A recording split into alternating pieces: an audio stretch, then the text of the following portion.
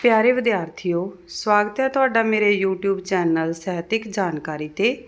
अज दी इस video which आपां श्री गुरु अर्जन देव जी ਦੀਆਂ रचनावां विस्तार सहित पढ़ांगे। वीडियो नूं ध्यान नाल देखो ते याद करो। श्री गुरु अर्जन देव जी सिख धर्म के 5वें गुरु होए।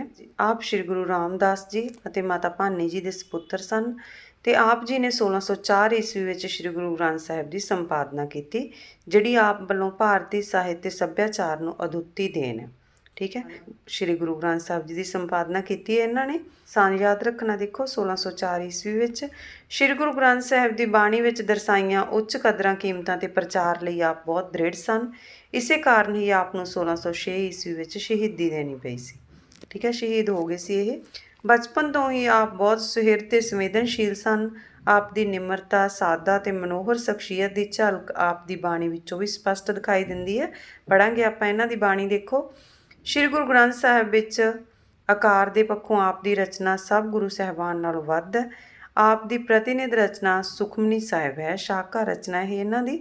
इस तो इलावा आप दे दखने 52 अखरी 12 माह माज शब्द हजारे श्लोक सहकृति फुनहे पहरे शब्द ते अष्टपदियां आदि की रचना भी की है आपने।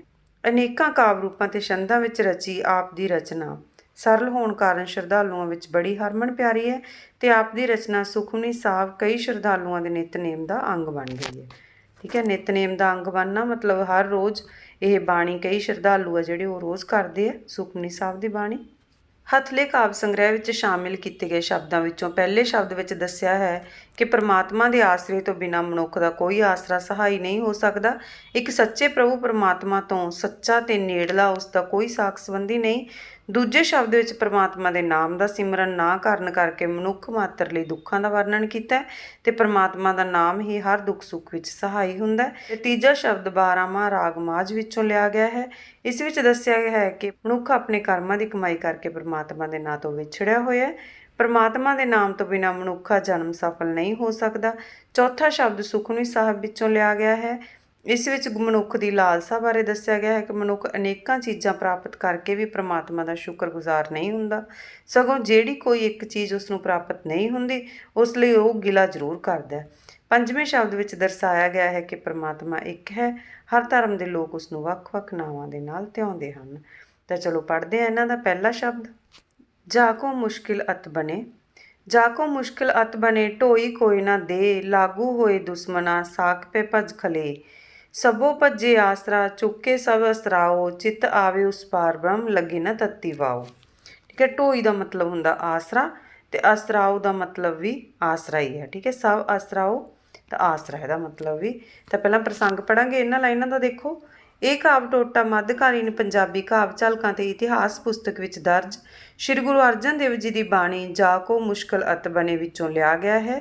ਇਸ ਬਾਣੀ ਵਿੱਚ ਗੁਰੂ ਸਾਹਿਬ ਦੱਸਦੇ ਹਨ ਕਿ ਭਾਂਤ ਭਾਂਤ ਦੀਆਂ ਭਿਆਨਕ ਮੁਸ਼ਕਿਲਾਂ ਤੇ ਵਿਕਾਰਾਂ ਵਿੱਚ ਘਿਰੇ ਬੰਦੇ ਦਾ ਆਸਰਾ ਪਰਮਾਤਮਾ ਹੁੰਦਾ ਹੈ। ਤੇ ਇਹਨਾਂ ਲਾਈਨਾਂ ਦੇ ਵਿੱਚ ਗੁਰੂ ਸਾਹਿਬ ਕਹਿੰਦੇ ਹਨ ਕਿ ਮੁਸ਼ਕਿਲਾਂ ਵਿੱਚ ਘਿਰੇ ਨਿਆਸਰੇ ਬੰਦੇ ਦਾ ਆਸਰਾ ਪਰਮਾਤਮਾ ਹੀ ਬਣਦਾ ਹੈ।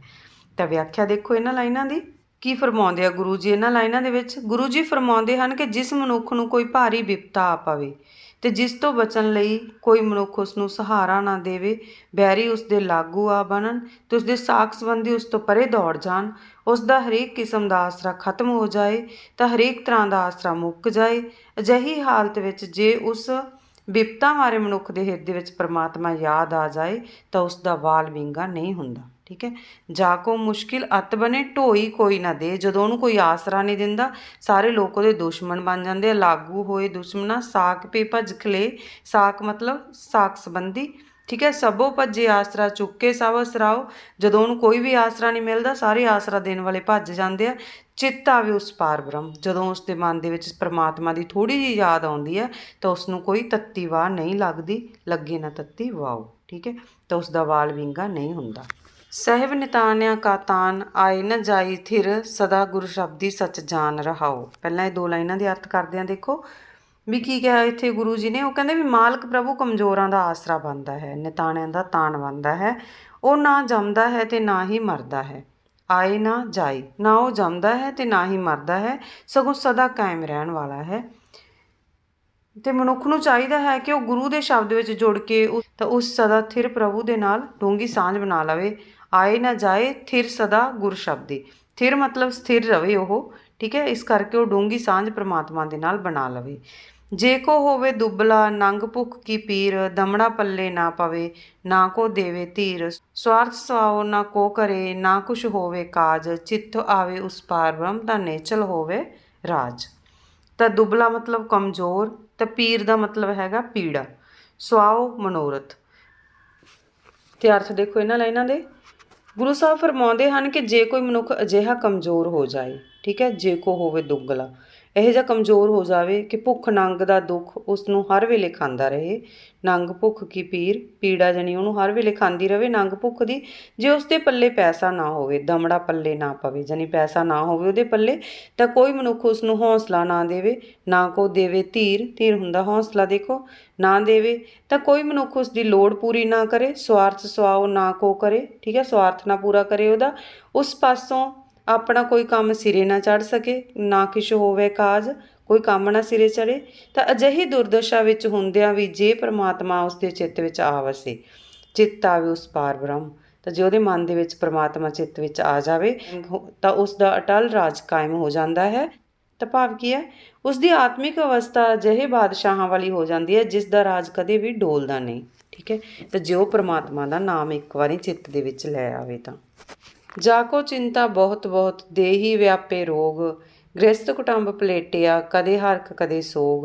ਗੌਣ ਕਰੇ ਚੌ ਕੁੰਟਕਾ ਘੜੀ ਨ ਵੈਸਨ ਸੋਏ, ਚਿੱਤ ਆਵੇ ਉਸ ਪਾਰ ਬ੍ਰਹਮ ਤਨ ਮਨ ਸੀਤਲ ਹੋਏ। ਤਾਂ ਪਹਿਲਾਂ ਇਹਨਾਂ ਲਾਈਨਾਂ ਦੇ ਕਰਦੇ ਹਾਂ ਅਰਥ ਦੇਖੋ ਕੀ ਫਰਮਾਉਂਦੇ ਇਹਨਾਂ ਲਾਈਨਾਂ ਦੇ ਵਿੱਚ ਗੁਰੂ ਸਾਹਿਬ। ਉਹ ਕਹਿੰਦੇ ਆ ਕਿ ਜਿਸ ਮਨੁੱਖ ਨੂੰ ਹਰ ਵੇਲੇ ਚਿੰਤਾ ਬਣੀ ਰਹੇ, ਜਾ ਕੋ ਚਿੰਤਾ ਬਹੁਤ ਬਹੁਤ, ਹਰ ਵੇਲੇ ਚਿੰਤਾ ਬਣੀ ਰਹੇ, ਜਿਸ ਦੇ ਸਰੀਰ ਨੂੰ ਕੋਈ ਨਾ ਕੋਈ ਰੋਗ ਘੇਰੀ ਰੱਖੇ, ਦੇਹੀ ਵਿਆਪੇ ਰੋਗ, ਠੀਕ ਹੈ, ਜਿਹੜਾ ਗ੍ਰਸਤ ਦੇ ਜੰਜਾਲ ਵਿੱਚ, ਪਰਿਵਾਰ ਦੇ ਜੰਜਾਲ ਵਿੱਚ ਸਦਾ ਫਸਿਆ ਰਹੇ। ਗ੍ਰਸਤ ਕੁਟੰਬ ਪਲੇਟਿਆ, ਠੀਕ ਹੈ, ਹਮੇਸ਼ਾ ਫਸਿਆ ਰਹੇ, ਜਿਸ ਨੂੰ ਕਦੇ ਕੋਈ ਖੁਸ਼ੀ ਅਤੇ ਕਦੇ ਕੋਈ ਗਮ ਘੇਰੀ ਰੱਖਦਾ ਹੈ, ਅਤੇ ਕਦੇ ਹਰਖ ਕਦੇ ਸੋਗ, ਠੀਕ ਹੈ। ਜਿਹੜਾ ਮਨੁੱਖ ਸਾਰੀ ਧਰਤੀ ਉੱਤੇ ਇਸ ਤਰ੍ਹਾਂ ਭਟਕਦਾ ਫਿਰਦਾ ਹੈ। ਗੌਣ ਕਰੇ ਚੌ ਕੁੰਟਕਾ ਘੜੀ ਨਾ ਬੈਸਨ ਸੋਏ, ਠੀਕ ਹੈ, ਚੌ ਕੁੰਟ ਜਾਣੀ ਚਾਰੇ ਪਾਸੇ ਉਹ ਹੈ ਜਿਹੜਾ ਉਹ ਗੌਣ ਗਮਨ ਜਾਂ ਘੁੰਮਣ ਫਿਰਨ ਕਰਨਾ, ਠੀਕ ਹੈ, ਤਾਂ ਵਿਚਾਰੇ ਪਾਸੇ ਉਹ ਘੁੰਮਦਾ ਤੁਰਿਆ ਫਿਰਦਾ, ਤਾਂ ਉਹ ਜਾਣੀ ਗਮਾਂ ਦੀ ਘੇਰੀ ਦੇ ਵਿੱਚ ਘਿਰਿਆ ਰਹਿੰਦਾ, ਅਤੇ ਉਸਨੂੰ ਘੜੀ ਵੀ ਬੈਠਣਾ ਨਸੀਬ ਨਹੀਂ ਹੁੰਦਾ। ਅਤੇ ਪਰ ਜੇ ਪਰਮਾਤਮਾ ਉਸਦੇ ਚਿੱਤ ਵਿੱਚ ਆ ਜਾਵੇ, ਚਿੱਤ ਆਵੇ ਉਸ ਪਾਰ ਬ੍ਰਹਮ, ਉਹਦੇ ਚਿੱਤ ਦੇ ਵਿੱਚ ਪਾਰ ਬ੍ਰਹਮ ਪਰਮਾਤਮਾ ਆ ਵਸੇ, ਤਾਂ ਉਸ ਦਾ ਤਨ ਮਨ ਸ਼ਾਂਤ ਹੋ ਜਾਂਦਾ ਹੈ, ਤਨ ਮਨ ਸੀਤਲ ਹੋਏ, ਠੀਕ ਹੈ, ਤਨ ਮਨ ਉਸਦਾ ਸ਼ਾਂਤ ਹੋ ਜਾਂਦਾ ਅਤੇ ਉਸਦਾ ਮਨ ਸੰਤੋਖ ਨਾਲ ਠੰਡਾ ਠਾਰ ਹੋ ਜਾਂਦਾ। ਕਾਮ ਕ੍ਰੋਧ ਮੋਹਿ ਵਸ ਕੀਆ, ਕਿਰਪਨ ਲੋਭ ਪਿਆਰ, ਚਾਰੇ ਕਿਲਵਿਕ ਉਨ ਅਗ ਕੀਏ, ਹੋਆ ਅਸਰ ਸੰਘਾਰ। ਪੋਥੀ ਗੀਤ ਕਵਿਤ ਕਿਸ਼ ਕਦੇ ਨਾ ਕਰਨੀ ਧਰਿਆ, ਚਿੱਤ ਆਵੇ ਉਸ ਪਾਰ ਬ੍ਰਹਮ ਨਿਮਖ ਸਿਮਰਤ ਧਰਿਆ। ਸ੍ਰੀ ਰਾਗ ਦੇ ਵਿੱਚੋਂ ਲਈ ਗਈ ਹੈ ਬਾਣੀ, ਦੇਖੋ ਲਿਖਿਆ ਵਾ ਸ੍ਰੀ ਰਾਗ।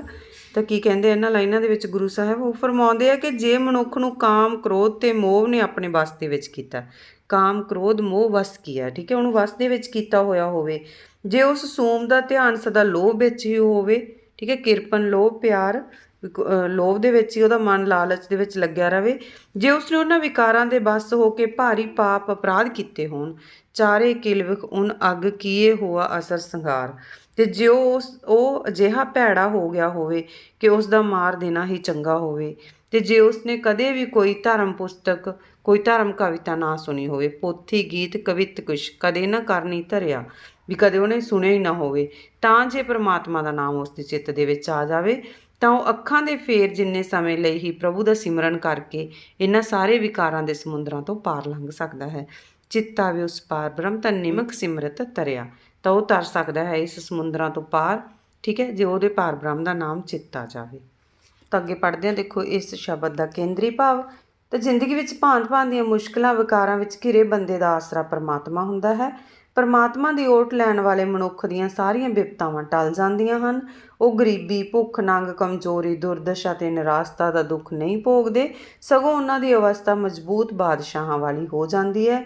ਉਹ ਚਿੰਤਾ, ਰੋਗ ਅਤੇ ਸੰਸਾਰਿਕ ਜੰਜਾਲਾਂ ਤੋਂ ਮੁਕਤ ਹੋ ਕੇ ਸ਼ਾਂਤ ਅਤੇ ਸੰਤੋਖ ਭਰੀ ਅਵਸਥਾ ਵਿੱਚ ਟਿਕਦੇ ਹਨ, ਅਤੇ ਉਹ ਵਿਕਾਰਾਂ ਦੇ ਸਮੁੰਦਰ ਵਿੱਚੋਂ ਪਾਰ ਲੰਘ ਜਾਂਦੇ ਹਨ। ਅਗਲਾ ਸ਼ਲੋਕ ਦੇਖੋ, ਦੁੱਖ ਤਦੇ ਜਾ ਵਿਸਰ ਜਾਵੇ, ਠੀਕ ਹੈ, ਦੁੱਖ ਤਦੇ ਜਾਂ ਵਿਸਰ ਜਾਵੇ, ਭੁੱਖ ਵਿਆਪੇ ਵਹੁ ਵਿਤਾਵੇ, ਸਿਮਰਤ ਨਾਮ ਸਦਾ ਸੁਹੇਲਾ, ਜਿਸ ਦੇਵੇ ਦੀਨ ਦਿਆਲਾ ਜੀਓ। ਤਾਂ ਪਹਿਲਾਂ ਇਹਨਾਂ ਸ਼ਬਦਾਂ ਦੇ ਅਰਥ ਕਰਦੇ ਹਾਂ ਆਪਾਂ। ਦੇਖੋ ਇਹਦੇ ਵਿੱਚੋਂ ਤਦੇ ਦਾ ਮਤਲਬ ਤਦੋਂ ਹੀ, ਅਤੇ ਵਿਸਰ ਦਾ ਮਤਲਬ ਭੁੱਲ, ਭੁੱਖ ਦਾ ਮਤਲਬ ਮਾਇਆ ਦੀ ਤ੍ਰਿਸ਼ਨਾ ਤੇ ਵਿਆਪੇ ਜ਼ੋਰ ਪਾ ਲੈਂਦੀ ਹੈ ਤੇ ਬਹੁਵਿਧ ਕਈ ਤਰ੍ਹਾਂ ਨਾਲ ਤੇ ਸੁਹੇਲਾ ਹੁੰਦਾ ਸੁਖੀ। ਠੀਕ ਹੈ, ਤਾਂ ਹੁਣ ਇਹਦਾ ਪ੍ਰਸੰਗ ਦੇਖੋ ਇਹਨਾਂ ਲਾਈਨਾਂ ਦਾ। ਪ੍ਰਸੰਗ ਸਾਰੀਆਂ ਲਾਈਨਾਂ ਦਾ ਇੱਕੋ ਜਿਹਾ ਹੀ ਹੁੰਦਾ ਵੈਸੇ ਤਾਂ, ਬਸ ਇਹਦੇ ਵਿੱਚੋਂ ਜਿਹੜੀਆਂ ਮੇਨ ਗੱਲਾਂ ਹੁੰਦੀਆਂ ਉਹ ਮੈਂ ਤੁਹਾਨੂੰ ਦੱਸ ਦਿੰਦੀ ਹਾਂ ਵੀ ਇਹਦੇ ਵਿੱਚ ਗੁਰੂ ਜੀ ਕੀ ਫਰਮਾਉਂਦੇ ਆ। ਤੇ ਉਹ ਕਹਿੰਦੇ ਆ ਕਿ ਮਨੁੱਖ ਦੁੱਖ ਤਦੋਂ ਹੀ ਪਾਉਂਦਾ ਹੈ ਜਦੋਂ ਉਸ ਨੂੰ ਪਰਮਾਤਮਾ ਵਿਸਰ ਜਾਂਦਾ ਹੈ, ਪਰ ਜਦੋਂ ਉਹ ਉਸ ਦੀ ਦਇਆ ਨਾਲ ਸਤਿਗੁਰੂ ਦੀ ਰਾਹੀਂ ਨਾਮ ਦਾ ਸਿਮਰਨ ਕਰਦਾ ਹੈ ਤਾਂ ਉਸ ਦਾ ਸਾਰਾ ਦੁੱਖ ਤੇ ਬੰਧਨ ਕੱਟੇ ਜਾਂਦੇ। ਵਿਆਖਿਆ ਦੇਖੋ ਇਹਨਾਂ ਲਾਈਨਾਂ ਦੀ। ਹੁਣ ਸ਼੍ਰੀ ਗੁਰੂ ਅਰਜਨ ਦੇਵ ਜੀ ਫਰਮਾਉਂਦੇ ਹਨ ਕਿ ਜੀਵ ਨੂੰ ਦੁੱਖ ਤਦ ਹੀ ਲੱਗਦਾ ਹੈ, ਦੁੱਖ ਤਦੇ ਜਾ ਵਿਸਰ ਜਾਵੇ, ਤਾਂ ਜਦੋਂ ਉਸ ਨੂੰ ਪਰਮਾਤਮਾ ਦਾ ਨਾਮ ਵਿਸਰ ਜਾਂਦਾ ਹੈ, ਭੁੱਲ ਜਾਂਦਾ ਹੈ। ਨਾਮ ਤੋਂ ਖੁੰਝੇ ਹੋਏ ਜੀਵ ਉੱਤੇ ਮਾਇਆ ਦੀ ਤ੍ਰਿਸ਼ਨਾ ਆਪਣਾ ਗਲਵਾ ਪਾ ਲੈਂਦੀ ਹੈ ਤੇ ਜੀਵ ਕਈ ਢੰਗਾਂ ਤਰੀਕਿਆਂ ਦੇ ਨਾਲ ਮਾਇਆ ਦੀ ਖਾਤਰ ਭਟਕਦਾ ਫਿਰਦਾ। ਠੀਕ ਹੈ, ਭੁੱਖ ਵਿਆਪੇ ਬਹੁਵਿਧ ਧਾਵੇ, ਤਾਂ ਫਿਰ ਗਰੀਬਾਂ ਉੱਤੇ ਦਇਆ ਕਰਨ ਵਾਲਾ ਪਰਮਾਤਮਾ ਸਿਮਰਤ ਨਾਮ ਸੁਹੇਲਾ ਜਿਸ ਦੇਵੇ ਦੀਨ ਦਿਆਲਾ ਜੀਓ। ਜਿਸ ਮਨੁੱਖ ਨੂੰ ਨਾਮ ਦੀ ਦਾਤ ਦਿੰਦਾ ਹੈ ਉਹ ਨਾਮ ਦਾ ਸਿਮਰਨ ਕਰਕੇ ਸਦਾ ਸੁਖੀ ਰਹਿੰਦਾ ਹੈ। ਤਾਂ ਦੇਖੋ ਕਿਵੇਂ ਕਿਹਾ ਉਹਨਾਂ ਨੇ ਇਹਨਾਂ ਲਾਈਨਾਂ ਦੇ ਵਿੱਚ ਵੀ ਉਹ ਕਹਿੰਦੇ ਆ ਕਿ ਜੀਵ ਨੂੰ ਤਦ ਹੀ ਦੁੱਖ ਲੱਗਦਾ ਹੈ ਜਦ ਉਸ ਨੂੰ ਪਰਮਾਤਮਾ ਦਾ ਨਾਮ ਭੁੱਲ ਜਾਂਦਾ ਹੈ। ਨਾਮ ਤੋਂ ਖੁੰਝੇ ਹੋਏ ਜੀਵਾਂ ਉੱਤੇ ਮਾਇਆ ਦੀ ਤ੍ਰਿਸ਼ਨਾ ਆਪਣਾ ਗਲਵਾ ਪਾ ਲੈਂਦੀ ਹੈ ਤੇ ਜੀਵ ਕਈ ਢੰਗਾਂ ਤੇ ਤਰੀਕਿਆਂ ਦੇ ਨਾਲ ਮਾਇਆ ਦੀ ਖਾਤਰ ਭਟਕਦਾ ਫਿਰਦਾ। ਗਰੀਬਾਂ ਉੱਤੇ ਦਇਆ ਕਰਨ ਵਾਲਾ ਪਰਮਾਤਮਾ ਜਿਸ ਮਨੁੱਖ ਨੂੰ ਨਾਮ ਦੀ ਦਾਤ ਦਿੰਦਾ ਹੈ ਉਹਦਾ ਸਿਮਰਨ ਕਰਕੇ ਸਦਾ ਸੁਖੀ ਰਹਿੰਦਾ। ਸਤਿਗੁਰ ਮੇਰਾ ਵੱਡ ਸਮਰੱਥਾ, ਜੀਏ ਸੰਭਾਲੀ ਤਾਂ ਸਭ ਦੁੱਖ ਲੱਥਾ, ਚਿੰਤਾ ਰੋਗ ਗਈ ਹੋ ਪੀੜਾ, ਆਪ ਕਰੇ ਪ੍ਰਤੀਪਾਲਾ ਜੀਓ। ਤਾਂ ਸਮਰੱਥਾ ਹੁੰਦਾ ਤਾਕਤ ਵਾਲਾ, ਸਮਰੱਥ ਹੈ ਤਾਕਤ ਵਾਲਾ ਪ੍ਰਭੂ। ਜੀਏ ਹੁੰਦਾ ਜੀਓ, ਸੰਭਾਲੀ ਮੈਂ ਸੰਭਾਲਦਾ ਹਾਂ, ਤੇ ਹੋ ਪੀੜਾ ਹਉਮੈ ਦਾ ਦੁੱਖ। ਤਾਂ ਕੀ ਕਹਿੰਦੇ ਆ ਗੁਰੂ ਜੀ ਇਹਨਾਂ ਲਾਈਨਾਂ ਦੇ ਵਿੱਚ ਦੇਖੋ ਵੀ ਉਹ ਕਹਿੰਦੇ ਸਦਾ ਸੁੱਖ ਦੇਣ ਵਾਲੇ ਨਾਮ ਦੀ ਦਾਤ ਗੁਰੂ ਦੇ ਰਾਹੀਂ ਹੀ ਪ੍ਰਾਪਤ ਹੁੰਦੀ ਹੈ। ਸਤਿਗੁਰ ਮੇਰਾ ਵੱਡ ਸਮਰੱਥਾ। ਠੀਕ ਹੈ, ਨਾਮ ਦੀ ਦਾਤ ਗੁਰੂ ਰਾਹੀਂ ਪ੍ਰਾਪਤ ਹੁੰਦੀ ਹੈ। ਮੇਰਾ ਸਤਿਗੁਰੂ ਵੱਡੀ ਤਾਕਤ ਵਾਲਾ ਹੈ। ਉਸ ਦੀ ਮਿਹਰ ਨਾਲ ਜਦੋਂ ਮੈਂ ਪ੍ਰਭੂ ਦਾ ਨਾਮ ਆਪਣੇ ਹਿਰਦੇ ਵਿੱਚ ਵਸਾਉਂਦਾ ਹਾਂ ਤਾਂ ਮੇਰਾ ਸਾਰਾ ਦੁੱਖ ਦੂਰ ਹੋ ਜਾਂਦਾ ਹੈ। ਮੇਰੇ ਅੰਦਰੋਂ ਚਿੰਤਾ ਰੋਗ ਦੂਰ ਹੋ ਜਾਂਦਾ ਹੈ ਤੇ ਮੇਰਾ ਹਉਮੈ ਦਾ ਦੁੱਖ ਦੂਰ ਹੋ ਜਾਂਦਾ ਹੈ। ਚਿੰਤਾ ਤੇ ਹਉਮੈ ਆਦਿਕ ਤੋਂ ਪਰਮਾਤਮਾ ਮੇਰੀ ਰਖਵਾਲੀ ਕਰਦਾ ਹੈ। ਚਿੰਤਾ ਰੋਗ ਗਈ ਹੋ ਪੀੜਾ, ਜਾਣੀ ਚਿੰਤਾ ਵੀ ਚਲੀ ਜਾਂਦੀ ਹੈ, ਰੋਗ ਪੀੜਾ ਵੀ ਚਲੀ ਜਾਂਦੀ ਹੈ। ਠੀਕ ਹੈ, ਕਿਉਂਕਿ ਮੇਰਾ ਪ੍ਰਭੂ ਪਰਮਾਤਮਾ ਮੇਰੀ ਰਖਵਾਲੀ ਕਰਦਾ। ਬਾਰਿਕ ਵਾਂਗੀ ਹੋ ਸਭ ਕੁਛ ਮੰਗਾ, ਦੇ ਦੇ ਤੋਟ ਨਹੀਂ ਪ੍ਰਭ ਰੰਗਾ, ਪੈਰੀ ਪੈ ਪੈ ਬਹੁਤ ਮਨਾਈ, ਦੀਨ ਦਿਆਲ ਗੋਪਾਲਾ ਜੀਓ। ਤਾਂ ਹੋ ਹੁੰਦਾ ਦੇਖੋ ਮੈਂ, ਮੰਗਾ ਦਾ ਮਤਲਬ ਮੰਗਾ, ਤੋਟ ਘਾਟਾ, ਪ੍ਰਭੂ ਰੰਗਾ ਪ੍ਰਭੂ ਦੇ ਪਦਾਰਥਾਂ ਵਿੱਚ, ਮਨਾਈ ਤਾਂ ਜਾਨੀ ਮਨਾਈ ਜਾਂ ਮੈਂ ਮਨਾਉਂਦਾ ਹਾਂ, ਦੀਨ ਗਰੀਬ, ਗੋਪਾਲਾ ਸ੍ਰਿਸ਼ਟੀ ਦੇ ਜੀਵਾਂ ਦੀ ਪਾਲਣਾ ਕਰਨ ਵਾਲਾ ਪ੍ਰਭੂ ਪਰਮਾਤਮਾ। ਤਾਂ ਕੀ ਫਰਮਾਉਂਦੇ ਆ ਗੁਰੂ ਜੀ ਇਹਨਾਂ ਲਾਈਨਾਂ ਦੇ ਵਿੱਚ ਦੇਖੋ, ਉਹ ਕਹਿੰਦੇ ਆ ਕਿ ਮੈਂ ਸਤਿਗੁਰੂ ਦੀ ਮੱਤ ਲੈ ਕੇ ਪਰਮਾਤਮਾ ਦੇ ਦਰ ਇੱਕ ਨਿਆਣੇ ਜਿਹੇ ਬਾਲਕ ਵਾਂਗ ਚੀਜ਼ ਦੀ ਮੰਗ ਕਰਦਾ ਹਾਂ। ਬਾਰਿਕ ਵਾਂਗੀ ਹੋ ਸਭ ਕੁਛ ਮੰਗਾ, ਵੀ ਮੈਂ ਪਰਮਾਤਮਾ ਤੋਂ ਸਭ ਕੁਛ ਮੰਗਦਾ ਹਾਂ। ਉਹ ਸਦਾ ਮੈਨੂੰ ਮੂੰਹ ਮੰਗੀਆਂ ਚੀਜ਼ਾਂ ਦਿੰਦਾ ਹੈ ਤੇ ਪ੍ਰਭੂ ਦੀਆਂ ਦਿੱਤੀਆਂ ਚੀਜ਼ਾਂ ਵੱਲੋਂ ਮੈਨੂੰ ਕਦੇ ਤੋਟ ਨਹੀਂ ਆਉਂਦੀ। ਠੀਕ ਹੈ, ਤੋਟ ਨਹੀਂ ਪ੍ਰਭ ਰੰਗਾ, ਪ੍ਰਭੂ ਦੀਆਂ ਦਿੱਤੀਆਂ ਚੀਜ਼ਾਂ ਵੱਲੋਂ ਮੈਨੂੰ ਕਦੇ ਤੋਟ ਨਹੀਂ ਆਉਂਦੀ। ਉਹ ਪਰਮਾਤਮਾ ਗਰੀਬਾਂ ਉੱਤੇ ਦਇਆ ਕਰਨ ਵਾਲਾ ਹੈ ਤੇ ਸ੍ਰਿਸ਼ਟੀ ਦੇ ਜੀਵਾਂ ਦੀ ਪਾਲਣਾ ਕਰਨ ਵਾਲਾ ਹੈ। ਮੈਂ ਉਸ ਦੇ ਚਰਨਾਂ 'ਤੇ ਢਹਿ ਢਹਿ ਕੇ ਸਦਾ ਉਸ ਨੂੰ ਮਨਾਉਂਦਾ ਰਹਿੰਦਾ ਹਾਂ। ਠੀਕ ਹੈ, ਪੈਰੀਂ ਪੈ ਪੈ ਬਹੁਤ ਮਨਾਈ, ਮੈਂ ਉਹਨੂੰ ਬਹੁਤ ਮਨਾਉਂਦਾ ਹਾਂ ਪੈਰੀਂ ਪੈ ਪੈ ਕੇ, ਉਸ ਪਰਮਾਤਮਾ ਨੂੰ, ਉਸ ਗੋਪਾਲਾ ਨੂੰ। ਹੋ ਬਲਿਹਾਰੀ ਸਤਿਗੁਰ ਪੂਰੇ, ਜਿਨ ਬੰਧਨ ਕਾਟੇ ਸਗਲੇ ਮੇਰੇ, ਹਿਰਦੇ ਨਾਮ ਦੇ ਨਿਰਮਲ ਕੀਏ, ਨਾਨਕ ਸੰਗ ਰਸਾਲਾ ਜੀਓ। ਤਾਂ ਉਹ ਕਹਿੰਦੇ ਵੀ ਮੈਂ ਪੂਰੇ ਸਤਿਗੁਰੂ ਤੋਂ ਕੁਰਬਾਨ ਜਾਂਦਾ ਹਾਂ। ਹੋ ਬਲਿਹਾਰੀ ਸਤਿਗੁਰ ਪੂਰੇ, ਪੂਰੇ ਸਤਿਗੁਰੂ ਤੋਂ ਕੁਰਬਾਨ ਜਾਂਦਾ ਹਾਂ। ਉਸਨੇ ਮੇਰੇ ਸਾਰੇ ਮਾਇਆ ਬੰਧਨ ਤੋੜ ਦਿੱਤੇ ਹਨ। ਜਿਨ ਬੰਧਨ ਕਾਟੇ ਸਗਲੇ ਮੇਰੇ, ਸਾਰੇ ਬੰਧਨ ਕੱਟ ਦਿੱਤੇ ਹਨ। ਤੇ ਗੁਰੂ ਨੇ ਜਿਸ ਦੇ ਹਿਰਦੇ ਵਿੱਚ ਪਰਮਾਤਮਾ ਦਾ ਨਾਮ ਵਸਾ ਕੇ ਪਵਿੱਤਰ ਜੀਵਨ ਵਾਲੇ ਬਣਾ ਦਿੱਤਾ ਹੈ, ਉਹ ਪ੍ਰਭੂ ਦੇ ਪ੍ਰੇਮ ਵਿੱਚ ਲੀਨ ਹੋ ਕੇ ਆਤਮਿਕ ਆਨੰਦ ਦਾ ਘਰ ਬਣ ਜਾਂਦੇ ਹਨ। ਤਾਂ ਦੁੱਖ ਤਦੇ ਤਾਂ ਵਿਸਰ ਜਾਵੇ ਸ਼ਬਦ ਦਾ ਕੇਂਦਰੀ ਭਾਵ ਦੇਖੋ ਵੀ ਜੀਵ ਤਦੋਂ ਦੁੱਖ ਪਾਉਂਦਾ ਹੈ ਜਦੋਂ ਉਸ ਨੂੰ ਪਰਮਾਤਮਾ ਦਾ ਨਾਮ ਵਿਸਰ ਜਾਂਦਾ ਹੈ, ਪਰ ਜਦੋਂ ਉਹ ਉਸ ਪ੍ਰਭੂ ਦੀ ਮਿਹਰ ਨਾਲ ਸਤਿਗੁਰੂ ਰਾਹੀਂ ਨਾਮ ਸਿਮਰਨ ਕਰਦਾ ਹੈ ਤਾਂ ਉਸ ਦੇ ਸਾਰੇ ਦੁੱਖ ਤੇ ਬੰਧਨ ਕੱਟੇ ਜਾਂਦੇ ਹਨ ਤੇ ਉਸ ਦਾ ਹਿਰਦਾ ਪ੍ਰਭੂ ਪ੍ਰੇਮ ਵਿੱਚ ਲੀਨ ਹੋ ਕੇ ਆਤਮਿਕ ਆਨੰਦ ਦਾ ਘਰ ਬਣ ਜਾਂਦਾ ਹੈ। ਕਿਰਤ ਕਰਮ ਕੇ ਵਿਛੜੇ, ਕਿਰਤ ਕਰਮ ਕੇ ਵਿਛੜੇ ਕਰ ਕਿਰਪਾ ਮੇਲੋ ਰਾਮ, ਚਾਰ ਕੁੰਟ ਦੇ ਦਿਸ ਪਰ ਮੇ ਥਕ ਪਾਏ ਪ੍ਰਭ ਕੀ ਸਾਮ, ਤੇਨ ਦੁੱਧੇ ਤੇ ਬਾਰੀ ਕਿਤੇ ਨਾ ਆਵੇ ਕਾਮ, ਜਲ ਬਿਨ ਸਾਖ ਕੁਮਲਾਵਤੀ ਉਪਜੇ ਨਾਹੀ ਦਾਮ। ਤਾਂ ਕਿਰਤ ਦਾ ਮਤਲਬ ਹੁੰਦਾ ਦੇਖੋ ਕਮਾਈ, ਤਾਂ ਕੇ ਦਾ ਮਤਲਬ ਅਨੁਸਾਰ, ਚਾਰ ਕੁੰਟ ਚਾਰ ਦਿਸ਼ਾਵਾਂ, ਦੈ ਦਿਸ 10 ਪਾਸੇ, ਜਿਨ ਦਿਸ਼ਾਵਾਂ ਅਸਮਾਨ ਤੇ ਧਰਤੀ ਦਾ ਤਲ, ਜਿਨ੍ਹਾਂ ਨੂੰ ਦਇਦਿਸ ਕਿਹਾ ਜਾਂਦਾ। ਤੇ ਭਰਮੇ ਭਟਕਦੇ ਤੇ ਸਾਮ ਦਾ ਮਤਲਬ ਸ਼ਰਨ, ਤੈਨੂੰ ਹੁੰਦੀ ਹੈ ਗਾਂ, ਬਾਹਰੀ ਬਿਨਾ, ਸਾਖ ਦਾ ਮਤਲਬ ਵਨਸਪਤੀ ਤੇ ਦਾਮ ਦਾ ਮਤਲਬ ਹੁੰਦਾ ਪੈਸੇ। ਤਾਂ ਇਹਨਾਂ ਲਾਈਨਾਂ ਦੇ ਵਿੱਚ ਗੁਰੂ ਜੀ ਨੇ ਇਸਤਰੀ ਰੂਪ ਵਿੱਚ ਪ੍ਰਭੂ ਪਤੀ ਦੇ ਵਿਛੋੜੇ ਦੀ ਤੜਫ ਤੇ ਉਸ ਦੇ ਮਿਲਾਪ ਦੀ ਯਾਚਨਾ ਨੂੰ ਅੰਕਿਤ ਕੀਤਾ। ਤਾਂ ਕੀ ਕਹਿੰਦੇ ਆ ਗੁਰੂ ਜੀ? ਉਹ ਕਹਿੰਦੇ ਆ ਕਿ ਹੇ ਪ੍ਰਭੂ ਪਤੀ, ਅਸੀਂ ਪਿਛਲੇ ਜਨਮ ਵਿੱਚ ਕੀਤੇ ਕਰਮਾਂ ਅਨੁਸਾਰ ਤੇਰੇ ਨਾਲੋਂ ਵਿਛੜ ਗਏ ਹਾਂ। ਕਿਰਤ ਕਰਮ ਕੇ ਵਿਛੜੇ, ਠੀਕ ਹੈ, ਪਿਛਲੇ ਕਰਮਾਂ ਦੇ ਅਨੁਸਾਰ ਅਸੀਂ ਵਿਛੜ ਗਏ ਹਾਂ, ਜਿਹੋ ਜਿਹੇ ਕੰਮ ਕੀਤੇ ਹੈ। ਤੇ ਹੁਣ ਤੂੰ ਕਿਰਪਾ ਕਰਕੇ ਸਾਨੂੰ ਆਪਣੇ ਨਾਲ ਮਿਲਾ ਲੈ, ਕਰ ਕਿਰਪਾ ਮੇਲੋ ਰਾਮ। ਅਸੀਂ ਚੌਂ ਤਰਫਾਂ ਤੇ ਚਾਰ ਦਿਸ਼ਾਵਾਂ ਵਿੱਚ ਆਪਣਾ ਦੁੱਖ ਦੂਰ ਕਰਨ ਲਈ ਭਟਕੇ ਹਾਂ, ਪਰ ਕਿਤੇ ਵੀ ਇਹ ਦੁੱਖ ਦੂਰ ਨਹੀਂ ਹੋਇਆ। ਤੇ ਇਸ ਕਰਕੇ ਅਸੀਂ ਹੁਣ ਥੱਕ ਕੇ ਤੇਰੀ ਸ਼ਰਨ ਆਏ ਹਾਂ। ਪ੍ਰਭੂ ਕੀ ਥੱਕ ਆਏ, ਪ੍ਰਭੂ ਕੀ ਸਾਮ, ਯਾਨੀ ਪ੍ਰਭੂ ਕੀ ਸ਼ਰਨ ਆਏ ਹਾਂ। ਹੇ ਪ੍ਰਭੂ, ਹੁਣ ਤੂੰ ਕਿਰਪਾ ਕਰਕੇ ਸਾਨੂੰ ਆਪਣੇ ਨਾਲ ਮਿਲਾ ਲੈ। ਤੇਰੇ ਬਿਨਾਂ ਸਾਡੀ ਅਵਸਥਾ ਉਸ ਗਊ ਵਾਲੀ ਹੈ ਜਿਹੜੀ ਦੁੱਧ ਦੇਣ ਵਾਲੀ ਨਾ ਹੋਈ ਹੋਣ ਕਰਕੇ, ਅਰਥਾਤ ਸੂਣ ਯੋਗ ਨਾ ਹੋਣ ਕਰਕੇ ਕਿਤੇ ਕੰਮ ਨਹੀਂ ਆਉਂਦੀ। ਤੇ ਜਿਵੇਂ ਧੇਨ ਦੁੱਧੇ ਤੇ ਬਾਹਰੀ ਕਿਤੇ ਨਾ ਆਵੇ ਕਾਮ, ਠੀਕ ਹੈ, ਕਿਤੇ ਕੰਮ ਨਹੀਂ ਆਉਂਦੀ। ਜਲ ਬਿਨ ਸਾਖ ਕੁਮਲਾਵਤੀ, ਸਾਖ ਦੇਖੋ ਵਨਸਪਤੀ, ਜਲ ਬਿਨ ਪਾਣੀ ਤੋਂ ਬਿਨਾਂ। ਉਹ ਕਹਿੰਦੇ ਵੀ ਜਾਂ ਸਾਡੀ ਉਹੋ ਜਿਹੀ ਹਾਲਤ ਹੈ ਉਸ ਖੇਤੀ ਵਰਗੀ ਜੋ ਪਾਣੀ ਤੋਂ ਬਿਨਾਂ ਕੁਮਲਾ ਕੇ ਸੁੱਕ ਜਾਂਦੀ ਹੈ ਅਤੇ ਉਸ ਵਿੱਚੋਂ ਕੋਈ ਪੈਦਾਵਾਰ ਪੈਦਾ ਨਹੀਂ ਹੁੰਦੀ ਅਤੇ ਕੋਈ ਉਹ ਧਨ ਦੀ ਕਮਾਈ ਨਹੀਂ ਕਰਦੀ। ਅਤੇ ਇਸੇ ਪ੍ਰਕਾਰ ਹੀ ਤੇਰੇ ਮਿਲਾਪ ਤੋਂ ਬਿਨਾਂ ਸਾਡਾ ਜੀਵਨ ਹੈ ਜਿਹੜਾ ਉਹ ਵਿਅਰਥ ਹੈ।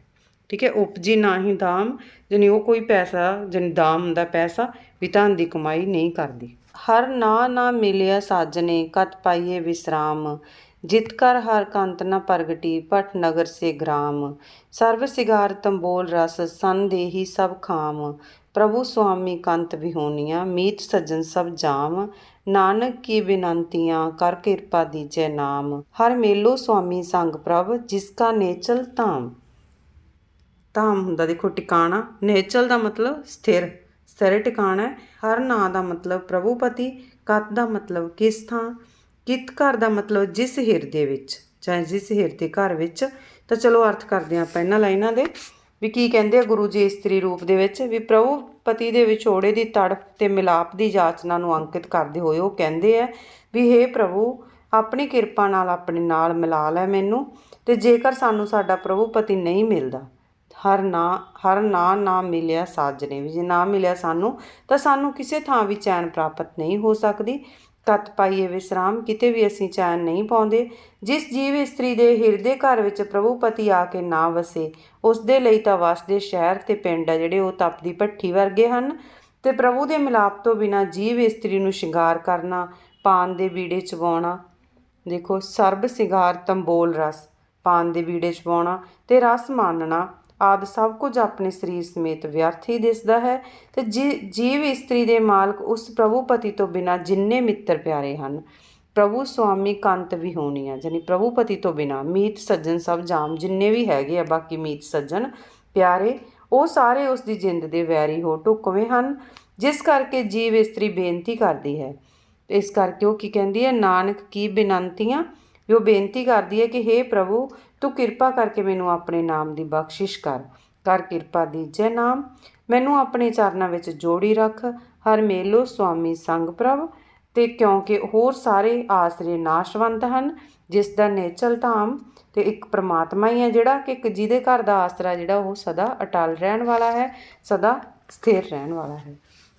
ਤਾਂ ਕੇਂਦਰੀ ਭਾਵ ਦੇਖੋ ਇਹਨਾਂ ਲਾਈਨਾਂ ਦਾ, ਜੀਵ ਇਸਤਰੀ ਪ੍ਰਭੂ ਤੋਂ ਵਿਛੜ ਕੇ ਸੁੱਖ ਨਹੀਂ ਪਾ ਸਕਦੀ, ਉਹ ਉਸ ਦੇ ਵਿਛੋੜੇ ਵਿੱਚ ਤੜਫਦੀ ਹੈ ਅਤੇ ਉਹ ਉਸ ਅੱਗੇ ਬੇਨਤੀਆਂ ਕਰਦੀ ਹੈ ਕਿ ਉਸ ਨੂੰ ਆਪਣੇ ਨਾਲ ਮਿਲਾ ਲਵੇ। 10 ਵਸਤੂ ਲੈ ਪਾਛੇ ਪਾਵੇ, ਏਕ ਬਸਤ ਕਾਰਨ ਵਿਖੋਟ ਗਵਾਵੇ, ਏਕ ਵੀ ਨਾਂ ਦੇ 10 ਵੀ ਹਿਰਲੇ, ਤੋ ਮੂੜਾ ਕੋ ਕਹਾ ਕਰੇ, ਜਿਸ ਠਾਕਰ ਸਿਓ ਨਾਹੀ ਚਾਰਾ, ਤਾਂ ਕੋ ਕੀਜੇ ਸਦ ਨਮਸਕਾਰਾ, ਜਾ ਕੇ ਮਨ ਲਾਗਾ ਪ੍ਰਭ ਮੀਠਾ, ਸਭ ਸੁਖ ਤਾਹੂ ਮਨ ਬੂਠਾ, ਜਿਸ ਜਨ ਆਪਣਾ ਹੁਕਮ ਮਨਾਇਆ, ਸਰਬ ਥੋਕ ਨਾਨਕ ਤਿਨ ਪਾਇਆ।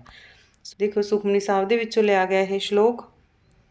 ਤਾਂ ਕੀ ਕਹਿੰਦੇ ਆ ਗੁਰੂ ਜੀ ਇਹਨਾਂ ਵਿੱਚ? ਉਹ ਫਰਮਾਉਂਦੇ ਹਨ ਕਿ ਮਨੁੱਖ ਪ੍ਰਭੂ ਤੋਂ 10 ਚੀਜ਼ਾਂ ਲੈ ਕੇ ਸਾਂਭ ਲੈਂਦਾ ਹੈ। 10 ਵਸਤੂ ਲੈ ਪਾਛੇ ਪਾਵੇ, 10 ਵਸਤੂਆਂ ਤਾਂ ਲੈ ਲੈਂਦਾ, ਪਰ ਇੱਕ ਚੀਜ਼ ਦੀ ਖਾਤਰ ਆਪਣਾ ਇਤਵਾਰ ਗਵਾ ਲੈਂਦਾ ਹੈ। ਜੇ ਕੋਈ ਪਰਮਾਤਮਾ ਉਹਨੂੰ ਇੱਕ ਚੀਜ਼ ਨਹੀਂ ਦਿੰਦਾ ਤਾਂ ਉਹਦੇ ਵਾਸਤੇ ਉਹਦਾ ਮਤਲਬ 10 ਵਸਤੂਆਂ ਵਾਸਤੇ ਉਹਦਾ ਸ਼ੁਕਰੀਆ ਤਾਂ ਕਰਦਾ ਨਹੀਂ, ਪਰ ਜਿਹੜੀ ਚੀਜ਼ ਨਹੀਂ ਮਿਲਦੀ ਉਹਦੇ ਲਈ ਗਿਲਾ ਜ਼ਰੂਰ ਕਰ ਦਿੰਦਾ। ਜੇ ਪ੍ਰਭੂ ਇੱਕ ਚੀਜ਼ ਵੀ ਨਾ ਦੇਵੇ, ਇੱਕ ਵੀ ਨਾ ਦੇ 10 ਵੀ ਹਿਰਲੇ, 10 ਵੀ ਉਹ ਤੋਂ ਖੋਹ ਲਵੇ, ਤਾਂ ਫਿਰ ਦੱਸੋ ਵੀ ਉਹ ਮੂਰਖ ਕੀ ਕਰ ਸਕਦਾ ਹੈ। ਠੀਕ ਹੈ, ਠਾਕਰ ਸਿਓ ਨਾ ਹੀ ਚਾਰਾ ਦਾ ਮਤਲਬ ਦੇਖੋ ਵੀ ਮਨੁੱਖ ਦਾ ਪ੍ਰਭੂ ਅੱਗੇ ਕੋਈ ਜ਼ੋਰ ਨਹੀਂ ਤੇ ਜਿਸ ਮਾਲਕ ਦੇ ਅੱਗੇ ਪੇਸ਼ ਨਹੀਂ ਜਾ ਸਕਦੀ ਉਸ ਦੇ ਅੱਗੇ ਸਦਾ ਸਿਰ ਨਿਭਾਉਣਾ ਹੀ ਚੰਗੀ ਗੱਲ ਹੈ, ਕਿਉਂਕਿ ਜਿਸ ਮਨੁੱਖ ਦੇ ਮਨ ਵਿੱਚ ਪ੍ਰਭੂ ਪਿਆਰਾ ਲੱਗਦਾ ਹੈ ਉਸ ਦੇ ਸਾਰੇ ਦੁੱਖ ਹੈ ਜਿਹੜੇ ਉਹ ਦੂਰ ਹੋ ਜਾਂਦੇ ਆ ਤੇ ਉਹਦੇ ਹਿਰਦੇ ਦੇ ਵਿੱਚ ਸੁੱਖ ਆ ਵਸਦੇ ਆ। ਸਰਬ ਸੁੱਖ ਤਾਹੂ ਮਨ ਬੂਠਾ, ਤਾਂ ਹੀ ਉਹਦੇ ਮਨ ਦੇ ਵਿੱਚ ਸੁੱਖ ਵਸਦੇ ਆ ਹਿਰਦੇ ਦੇ ਵਿੱਚ। ਜਿਸ ਮਨੁੱਖ ਤੋਂ ਪ੍ਰਭੂ ਆਪਣਾ ਹੁਕਮ ਮਨਾਉਂਦਾ ਹੈ ਮਾਨੋ ਉਸ ਨੂੰ ਦੁਨੀਆ ਦੇ ਸਾਰੇ ਪਦਾਰਥ ਲੱਭ ਜਾਂਦੇ ਆ। ਜਿਸ ਜਨ ਆਪਣਾ ਹੁਕਮ ਮਨਾਇਆ, ਪ੍ਰਭੂ ਪਰਮਾਤਮਾ ਨੇ ਆਪਣਾ ਹੁਕਮ ਜੀਤੋਂ ਮਨਾਇਆ। ਸਰਬ ਥੋਕ ਨਾਨਕ ਤਿਨ ਪਾਇਆ, ਥੋਕ ਹੁੰਦੇ ਆ ਪਦਾਰਥ, ਜਾਣੀ ਹਰੇਕ ਪਦਾਰਥ ਉਹਨੇ ਪਾ ਲਿਆ ਜੇ ਉਸ ਬੰਦੇ ਨੇ ਜਿਹਦੇ ਕੇ ਮਨ ਦੇ ਵਿੱਚ ਪ੍ਰਭੂ ਪਰਮਾਤਮਾ ਦਾ ਨਾਮ ਆ ਗਿਆ। ਤਾਂ ਹੁਣ ਕੇਂਦਰੀ ਭਾਵ ਦੇਖੋ ਇਹਨਾਂ ਲਾਈਨਾਂ ਦਾ, ਪਰਮਾਤਮਾ ਦੀਆਂ ਦਿੱਤੀਆਂ ਬਖਸ਼ਿਸ਼ਾਂ ਨੂੰ ਯਾਦ ਕਰਦਿਆਂ ਕਿਸੇ ਚੀਜ਼ ਦੀ ਪ੍ਰਾਪਤੀ ਨੂੰ ਉਸ ਦਾ ਭਾਣਾ ਮੰਨ ਕੇ ਉਸ ਦੇ ਹੁਕਮ ਵਿੱਚ ਰਾਜ਼ੀ ਰਹਿਣਾ ਚਾਹੀਦਾ ਹੈ। ਇਹ ਇਹਨਾਂ ਲਾਈਨਾਂ ਦਾ ਕੇਂਦਰੀ ਭਾਵ ਹੈ। ਦੇਖੋ ਸ਼ਬਦ ਦੇਖੋ, ਕੋਈ ਬੋਲੇ ਰਾਮ ਰਾਮ ਕੋਈ ਖੁਦਾਏ, ਜਾਣੀ ਪਰਮਾਤਮਾ ਦੇ ਅੱਡੋ ਅੱਡੀ ਨਾਮ ਬੋਲਦੇ ਆ ਲੋਕ ਜਿਹੜੇ, ਉਹਨਾਂ ਬਾਰੇ ਇਹਨਾਂ ਲਾਈਨਾਂ ਦੇ ਵਿੱਚ ਦੱਸਿਆ ਗਿਆ ਵੀ ਵੱਖ-ਵੱਖ ਧਰਮਾਂ ਦੇ ਲੋਕ ਪਰਮਾਤਮਾ ਨੂੰ ਵੱਖ-ਵੱਖ ਨਾਮ ਦੇ ਨਾਲ ਪੁਕਾਰਦੇ ਆ। ਕੋਈ ਬੋਲੇ ਰਾਮ ਰਾਮ ਕੋਈ ਖੁਦਾਏ, ਕੋਈ ਸੇਵੇ ਗੁਸੀਆ ਕੋਈ ਅਲਾਏ, ਕਰਨ ਕਾਰਨ ਕਰੀਮ ਕਿਰਪਾ ਧਾਰ ਰਹੀਮ। ਰਹਾਓ। ਤਾਂ ਕੀ ਫਰਮਾਉਂਦੇ ਆ ਗੁਰੂ ਜੀ ਇਹਨਾਂ ਲਾਈਨਾਂ ਦੇ ਵਿੱਚ? ਦੇਖੋ ਕਹਿੰਦੇ ਆ ਕਿ ਸੰਸਾਰ ਦੇ ਜੀਵਾਂ ਨੇ ਆਪੋ ਆਪਣੇ ਧਰਮ ਗ੍ਰੰਥਾਂ ਦੀ ਬੋਲੀ ਅਨੁਸਾਰ ਉਸ ਦੇ ਵੱਖ-ਵੱਖ ਨਾਂ ਰੱਖੇ ਹੋਏ ਹਨ, ਪਰੰਤੂ ਉਹ ਸਭ ਦਾ ਸਾਂਝਾ ਹੈ ਤਾਂ ਉਹ ਇੱਕੋ ਹੀ ਹੈ। ਕੋਈ ਮਨੁੱਖ ਉਸ ਨੂੰ ਗੁਸਾਈ ਆਖ ਕੇ ਉਸ ਦੀ ਭਗਤੀ ਕਰਦਾ ਹੈ ਤੇ ਕੋਈ ਅੱਲਾ ਆਖ ਕੇ, ਕੋਈ ਸੇਵੇ ਗੁਸੀਆ ਤੇ ਕੋਈ ਅਲਾਏ, ਠੀਕ ਹੈ, ਕੋਈ ਅੱਲਾ ਆਖ ਕੇ ਉਸ ਦੀ ਬੰਦਗੀ ਕਰਦਾ ਹੈ। ਕਾਰਨ ਕਰਨ ਕਰੀਮ, ਪਰ ਉਹ ਪ੍ਰਭੂ ਹੈ ਜਿਹੜਾ ਉਹ ਇੱਕੋ ਹੀ ਹੈ, ਠੀਕ ਹੈ, ਉਹ ਸਾਰੇ ਜਗਤ ਦਾ ਮੂਲ ਹੈ, ਉਹ ਬਖਸ਼ਣਹਾਰ ਹੈ, ਉਹ ਕਿਰਪਾ ਨਿਧਾਨ ਹੈ, ਉਹ ਸਾਰੇ ਜੀਵਾਂ ਉੱਤੇ ਰਹਿਮ ਕਰਨ ਵਾਲਾ ਹੈ। ਕਿਰਪਾ ਧਾਰਨ ਰਹੀਮ, ਰਹਿਮ ਕਰਨ ਵਾਲਾ ਹੈ ਉਹ ਪ੍ਰਭੂ। ਕੋਈ ਨਹਾਵੇ ਤੀਰਥੀ ਕੋਈ ਹਜ ਜਾਏ, ਕੋਈ ਕਰੇ ਪੂਜਾ ਕੋਈ ਸਿਰ ਨਿਵਾਏ, ਕੋਈ ਪੜ੍ਹੇ ਵੇਦ ਕੋਈ ਕਤੇਬ, ਕੋਈ ਓਢੇ ਨੀਲ ਕੋਈ ਸੁਪੇਦ, ਕੋਈ ਕਹੇ ਤੁਰਕ ਕੋਈ ਕਹੇ ਹਿੰਦੂ, ਕੋਈ ਬਾਛੇ ਪਿਸਤ ਕੋਈ ਸੁਰਗਿੰਦੂ, ਕਹੋ ਨਾਨਕ ਜਿਨ ਹੁਕਮ ਪਛਾਤਾ, ਪ੍ਰਭ ਸਾਹਿਬ ਕਾ ਤਿਨ ਭੇਦ ਜਾਤਾ। ਤਾਂ ਦੇਖੋ ਕਹਿੰਦੇ ਵੀ ਹੇ ਭਾਈ, ਕੋਈ ਮਨੁੱਖ ਪਰਮਾਤਮਾ ਦੀ ਪ੍ਰਾਪਤੀ ਲਈ ਕਿਸੇ ਤੀਰਥ 'ਤੇ ਜਾਂਦਾ ਹੈ ਤੇ ਕੋਈ ਮਨੁੱਖ ਮੱਕੇ ਹੱਜ ਕਰਨ ਵਾਸਤੇ ਜਾਂਦਾ ਹੈ, ਕੋਈ ਹੱਜ ਜਾਏ, ਕੋਈ ਮਨੁੱਖ ਪ੍ਰਭੂ ਦੀ ਮੂਰਤੀ ਬਣਾ ਕੇ ਪੂਜਾ ਕਰਦਾ ਹੈ, ਕੋਈ ਕਰੇ ਪੂਜਾ ਕੋਈ ਸਿਰ ਨਿਵਾਏ ਤੇ ਕੋਈ ਨਮਾਜ਼ ਪੜ੍ਹਦਾ ਹੈ, ਕੋਈ ਵੇਦ ਆ ਧਾਰਮਿਕ ਪੁਸਤਕ ਪੜ੍ਹਦਾ ਹੈ ਤੇ ਕੋਈ ਮੁਸਲਮਾਨ ਹੋ ਕੇ ਨੀਲੇ ਕੱਪੜੇ ਪਹਿਨਦਾ ਹੈ, ਠੀਕ ਹੈ, ਕੋਈ ਓਢੇ ਨੀਲ ਕੋਈ ਸਫੇਦ ਤੇ ਕੋਈ ਹਿੰਦੂ ਚਿੱਟੇ ਕੱਪੜੇ ਪਹਿਨਦਾ ਹੈ, ਸਫੇਦ ਕੱਪੜੇ। ਮਨੁੱਖ ਆਖਦਾ ਹੈ ਮੈਂ ਮੁਸਲਮਾਨ ਹਾਂ, ਕੋਈ ਕਹੇ ਤੁਰਕ ਕੋਈ ਕਹੇ ਹਿੰਦੂ ਤੇ ਕੋਈ ਆਖਦਾ ਹੈ ਮੈਂ ਹਿੰਦੂ ਹਾਂ। ਕੋਈ ਮਨੁੱਖ ਹੈ ਪਰਮਾਤਮਾ ਤੋਂ ਵਹਿਸ਼ਤ ਮੰਗਦਾ ਹੈ, ਠੀਕ ਹੈ, ਕੋਈ ਵਾਸ਼ੇ ਭਿਸਤ ਕੋਈ ਸੁਰਗਿੰਦੂ ਤੇ ਕੋਈ ਸੁਰਗ ਮੰਗਦਾ ਹੈ, ਪਰੰਤੂ ਜਿਸ ਮਨੁੱਖ ਨੇ ਪਰਮਾਤਮਾ ਦਾ ਹੁਕਮ ਪਛਾਣਿਆ ਹੈ, ਕਹੋ ਨਾਨਕ ਜਿਨ ਹੁਕਮ ਪਛਾਤਾ, ਜਿਹਨੇ ਹੁਕਮ ਪਛਾਣ ਲਿਆ ਉਸਨੇ ਮਾਲਕ ਪ੍ਰਭੂ ਦਾ ਭੇਤ ਪਾ ਲਿਆ। ਉਹ ਉਸ ਦੇ ਹੁਕਮ ਵਿੱਚ ਆਪਣੇ ਆਪ ਨੂੰ ਢਾਲ ਕੇ ਉਸ ਨੂੰ ਪ੍ਰਸੰਨ ਕਰ ਲੈਂਦਾ ਹੈ ਤੇ ਉਸ ਨੂੰ ਪਾ ਲੈਂਦਾ ਹੈ। ਪ੍ਰਭ ਸਾਹਿਬ ਕਾ ਜਿਨ ਭੇਦ ਜਾਤਾ, ਤੇ ਉਹਨੇ ਪ੍ਰਭੂ ਦਾ ਭੇਦ ਪਾ ਲਿਆ ਤੇ ਉਹ ਕੀ ਹੈ ਆਪਣਾ ਉਸਨੇ ਪਰਮਾਤਮਾ ਨੂੰ ਪਾ ਲਿਆ ਤੇ ਉਹ ਹਮੇਸ਼ਾ ਪ੍ਰਸੰਨ ਰਹਿੰਦਾ ਹੈ। ਕੇਂਦਰੀ ਭਾਵ ਦੇਖੋ, ਵੱਖ-ਵੱਖ ਧਰਮਾਂ ਦੁਆਰਾ ਭਾਵੇਂ ਪ੍ਰਭੂ ਵੱਖ-ਵੱਖ ਨਾਮਾਂ ਨਾਲ ਯਾਦ ਕੀਤਾ ਜਾਂਦਾ ਹੈ ਤੇ ਉਸ ਦੀ ਪ੍ਰਾਪਤੀ ਲਈ ਵੱਖ-ਵੱਖ ਸਾਧਨ ਵਰਤੇ ਜਾਂਦੇ ਆ। ਕਿੰਨੇ ਸਾਧਨ ਦੱਸਿਆ ਦੇਖੋ ਇਹਦੇ ਵਿੱਚ ਗੁਰੂ ਜੀ ਨੇ, ਕਿੰਨੇ ਸਾਧਨ ਵਰਤੇ ਜਾਂਦੇ ਆ, ਪਰੰਤੂ ਪਰਮਾਤਮਾ ਦਾ ਭੇਤ ਉਹ ਮਨੁੱਖ ਹੀ ਪਾਉਂਦਾ ਹੈ ਜਿਹੜਾ ਉਸ ਦੇ ਹੁਕਮ ਦੀ ਪਛਾਣ ਕਰਦਾ ਹੈ, ਜਿਸ ਕਰਕੇ ਸਾਨੂੰ ਉਸ ਦੇ ਹੁਕਮ ਦੀ ਪਛਾਣ ਕਰਕੇ ਆਪਣੇ ਆਪ ਨੂੰ ਉਸ ਦੇ ਭਾਣੇ ਅਨੁਸਾਰ ਢਾਲਣਾ ਚਾਹੀਦਾ ਹੈ। ਪਹਿਲਾ ਪ੍ਰਸ਼ਨ ਦੇਖੋ, ਜਾ ਕੋ ਮੁਸ਼ਕਿਲ ਅਤ ਬਣੇ ਦੁੱਖ ਤਦੇ ਤਾਂ ਜਾਂ ਵਿਸਰ ਜਾਵੇ। ਦੇਖੋ ਇਹ ਸਾਰੀ ਬਾਣੀ ਜਿਹੜੀ ਆਪਾਂ ਪੜ੍ਹ ਚੁੱਕੇ ਹਾਂ, ਸਾਡੀ +2 ਦੀ ਪੰਜਾਬੀ ਇਲੈਕਟਿਵ ਦੀ ਬੁੱਕ ਦੇ ਵਿੱਚ ਸ਼ਾਮਿਲ ਕੀਤੀ ਗਈ ਹੈ। ਇਹ ਸ਼੍ਰੀ ਗੁਰੂ ਅਰਜਨ ਦੇਵ ਜੀ ਦੀ ਬਾਣੀ ਹੈ, ਠੀਕ ਹੈ। ਡੀ ਆਪਸ਼ਨ ਹੈ ਜਿਹੜਾ ਉਹ ਸਾਡਾ ਸਹੀ ਹੋਵੇਗਾ। ਅਗਲਾ ਕੁਐਸਚਨ ਦੇਖੋ ਵੀ ਸ਼੍ਰੀ ਗੁਰੂ ਅਰਜਨ ਦੇਵ ਜੀ ਦੀ ਬਾਣੀ ਕਿਹੜੀ ਹੈ, ਤੇ ਇਹਨਾਂ ਦੇ ਵਿੱਚੋਂ ਜਿਹੜੀਆਂ ਸਾਰੀਆਂ ਦਿੱਤੀਆਂ ਹੋਈਆਂ ਡੀ ਆਪਸ਼ਨ ਹੈ ਜਿਹੜਾ ਉਹ ਸਾਡਾ ਸਹੀ ਹੋਵੇਗਾ। ਦੇਖੋ ਸ਼੍ਰੀ ਗੁਰੂ ਅਰਜਨ ਦੇਵ ਜੀ ਅਨੁਸਾਰ ਜਿਸ ਮਨੁੱਖ ਉੱਤੇ ਭਾਰੀ ਵਿਪਤਾ ਆ ਪਵੇ, ਜਿਸ ਦਾ ਕੋਈ ਸਹਾਰਾ ਨਾ ਹੋਵੇ, ਜਿਹੜਾ ਵੈਰੀਆਂ ਵਿੱਚ ਘਿਰ ਜਾਵੇ, ਉਸ ਨੂੰ ਕੌਣ ਬਚਾਉਂਦਾ ਹੈ? ਤਾਂ ਉਸ ਨੂੰ ਪਰਮਾਤਮਾ ਬਚਾਉਂਦਾ ਹੈ। ਪਰਮਾਤਮਾ ਦੇ ਨਾਮ ਦੀ ਯਾਦ ਵੀ ਜੋ ਉਸ ਨੂੰ ਸਿਰਫ ਇੱਕ ਵਾਰ ਯਾਦ ਕਰ ਲਵੇ, ਠੀਕ ਹੈ, ਤਾਂ ਉਹ ਉਸ ਨੂੰ ਬਚਾ ਦਿੰਦਾ ਹੈ। ਨਿਤਾਣਿਆਂ ਦਾ ਤਾਣ, ਕਮਜ਼ੋਰਾਂ ਤੇ ਗਰੀਬਾਂ ਤੇ ਨਿਆਸਰਿਆਂ ਦਾ ਆਸਰਾ, ਚਿੰਤਾ ਦੇ ਗਮਾਂ ਵਿੱਚ ਭਟਕ ਰਹੇ ਬੰਦਿਆਂ ਦਾ ਸਹਾਰਾ, ਕਾਮ ਕ੍ਰੋਧ ਮੋਹ ਤੇ ਲੋਭ ਦੇ ਵੱਸ ਹੋ ਕੇ ਪਾਪ ਅਪਰਾਧ ਕਰਨ ਵਾਲੇ, ਧਰਮ ਗ੍ਰੰਥਾਂ ਤੋਂ ਦੂਰ ਰਹਿਣ ਵਾਲੇ ਬੰਦਿਆਂ ਨੂੰ ਕੌਣ ਪਾਰ ਲਾਉਂਦਾ ਹੈ? ਤਾਂ ਪਰਮਾਤਮਾ ਦੀ ਯਾਦ ਹੈ ਜਿਹੜੀ ਉਹ ਪਾਰ ਲਾਉਂਦੀ ਹੈ। ਭਾਂਤ-ਭਾਂਤ ਦੀਆਂ ਮੁਸ਼ਕਿਲਾਂ, ਚਿੰਤਾਵਾਂ, ਵਿਚਾਰਾਂ, ਭੁੱਖ ਨੰਗ ਵਿੱਚ ਘਿਰੇ ਮਨੁੱਖ ਨੂੰ ਬੰਦੇ ਦਾ ਹੀ ਸਹਾਰਾ ਹੈ, ਤਾਂ ਗਲਤ ਹੈ ਇਹ, ਕਿਉਂਕਿ ਪਰਮਾਤਮਾ ਦਾ ਹੀ ਸਹਾਰਾ ਹੈ। ਇਹ ਆਉਣਾ ਸੀ ਇੱਥੇ। ਮਾਲਕ ਪ੍ਰਭੂ ਨਿਤਾਣਿਆ ਕਮਜ਼ੋਰਾਂ ਦਾ ਸਹਾਰਾ ਜਾਂ ਤਾਣ ਬਣਦਾ ਹੈ ਤਾਂ ਸਹੀ ਹੈ। ਦੁੱਖ ਤਦੇ ਜਾਂ ਵਿਸਰੇ ਬਾਣੀ ਅਨੁਸਾਰ ਜੀਵ ਨੂੰ ਦੁੱਖ ਕੀ ਭੁੱਲਣ ਨਾਲ ਲੱਗਦਾ ਹੈ ਤਾਂ ਪਰਮਾਤਮਾ ਦਾ ਨਾਮ ਭੁੱਲਣ ਦੇ ਨਾਲ ਉਸ ਨੂੰ ਦੁੱਖ ਲੱਗਦੇ ਆ। ਮਾਇਆ ਦੀ ਤ੍ਰਿਸ਼ਨਾ ਕਿਸ ਉੱਤੇ ਗਲਵਾ ਪਾਉਂਦੀ ਹੈ ਤਾਂ ਨਾਮ ਤੋਂ ਖੁੰਝੇ ਹੋਏ ਜੀਵ ਉੱਤੇ। ਜਿਹੜਾ ਕਿ ਪਰਮਾਤਮਾ ਦੇ ਨਾਮ ਤੋਂ ਖੁੰਝ ਗਿਆ ਤਾਂ ਮਾਇਆ ਦੀ ਤ੍ਰਿਸ਼ਨਾ ਜਿਹੜੀ ਉਸ ਦੇ ਉੱਤੇ ਆਪਣਾ ਗਲਵਾ ਪਾ ਲੈਂਦੀ ਹੈ। ਗੁਰੂ ਜੀ ਅਨੁਸਾਰ ਭਟਕਣ ਵਿੱਚ ਕੌਣ ਪੈਂਦਾ ਹੈ ਤਾਂ ਨਾਮ ਤੋਂ ਖੁੰਝਿਆ ਜੀਵ। ਮਨੁੱਖ ਨੂੰ ਨਾਮ ਸਿਮਰਨ ਦੀ ਦਾਤ ਕੌਣ ਦਿੰਦਾ ਹੈ ਤਾਂ ਪਰਮਾਤਮਾ ਆਪ। ਸਦਾ ਸੁਖੀ ਕੌਣ ਰਹਿੰਦਾ ਹੈ ਤਾਂ ਨਾਮ ਸਿਮਰਨ ਵਾਲਾ ਹਮੇਸ਼ਾ ਸੁਖੀ ਰਹਿੰਦਾ। ਸਭ ਤੋਂ ਵੱਧ ਸਮਰੱਥਾ ਵਾਲਾ ਕੌਣ ਹੈ ਤਾਂ ਸਤਿਗੁਰੂ ਸਭ ਤੋਂ ਵੱਧ ਸਮਰੱਥਾ ਵਾਲਾ।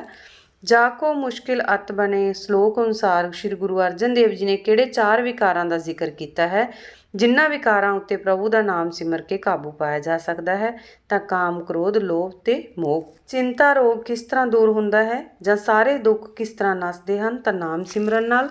ਗੁਰੂ ਜੀ ਅਨੁਸਾਰ ਕਿਸ ਨੇ ਸਾਰੇ ਬੰਧਨ ਕੱਟੇ ਹਨ ਜਾਂ ਹਿਰਦੇ ਵਿੱਚ ਪਰਮਾਤਮਾ ਦਾ ਨਾਮ ਕਿਸ ਨੇ ਵਸਾਇਆ ਹੈ ਤਾਂ ਸਤਿਗੁਰੂ ਨੇ।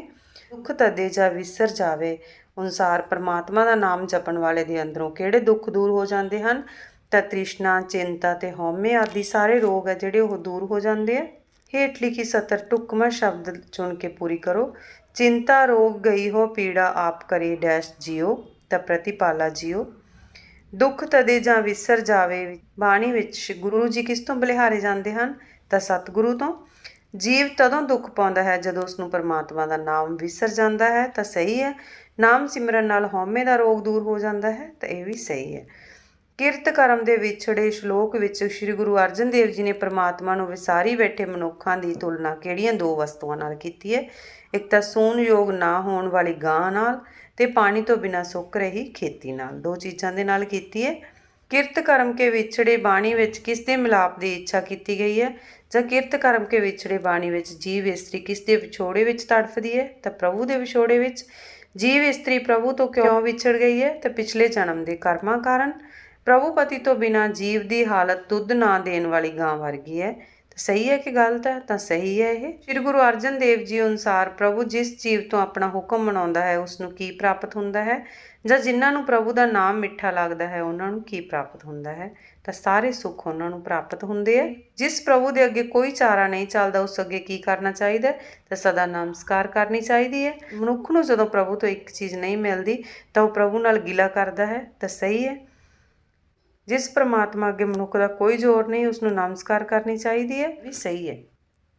ਸ਼੍ਰੀ ਗੁਰੂ ਅਰਜਨ ਦੇਵ ਜੀ ਅਨੁਸਾਰ ਵੱਖ-ਵੱਖ ਧਰਮਾਂ ਦੇ ਲੋਕ ਪ੍ਰਭੂ ਨੂੰ ਕਿਸ ਤਰ੍ਹਾਂ ਯਾਦ ਕਰਦੇ ਹਨ ਤਾਂ ਵੱਖ-ਵੱਖ ਨਾਵਾਂ ਨਾਲ।